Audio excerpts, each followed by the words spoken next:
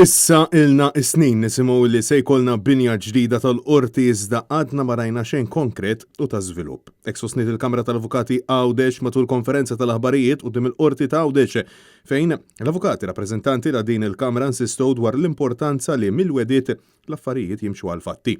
NetNews tkellem mal-Viċi President ta' Avukati Għawdex Joshua Grech li insista li l-binja preżenti lanqas biss tħares bisħieħ il-miżuri ta' sigurtà dawn in-nuqqasijiet jiġu identifikati wkoll saħansitra mill-Kummissjoni għal persuni b'diżabilità u mill-Awtorità tas-Saħħa. Ilna issa għal diversi snin niġu wedin anke b'diversi proġetti u anke pjanti u oqsfa differenti biex isir bini ġdid. Sissa però qatt m'għandna l-ebda ħiel partikolari li se ssir jew se jsir xi bini ġdid fis-snin li ġejjin.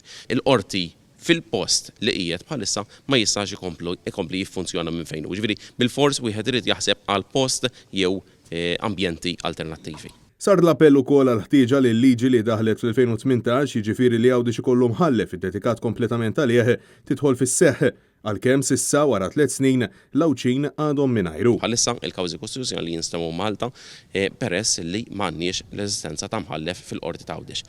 Dana il-liġi għaddiet fil-2018 minn dakinhar sal-lum però għadha ma ġietx fis-seħħ. Preżentament l-avukati għawċin fil-Qorti tal-Maġistrati fiċ-Ċittadella jinsabu għaddejjin bi strajk bħala protesta kontra diżorganizzazzjoni fil-Qorti ta' Għawdex.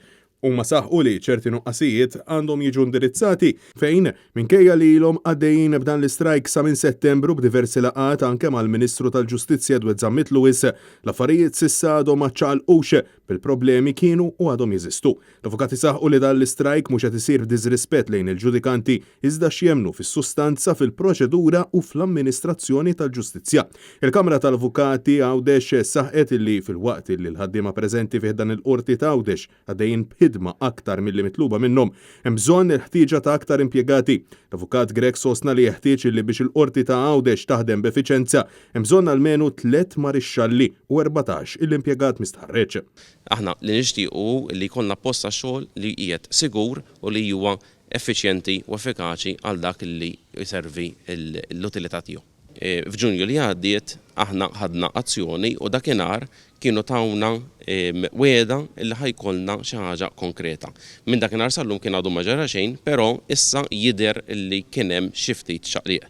Huma saħħu illi jittamaw illi dawn in-nuqqasijiet jiġu indirizzati mill-aktar fis biex is-sitwazzjoni tiġi anormal fl-iqsar żmien possibbli.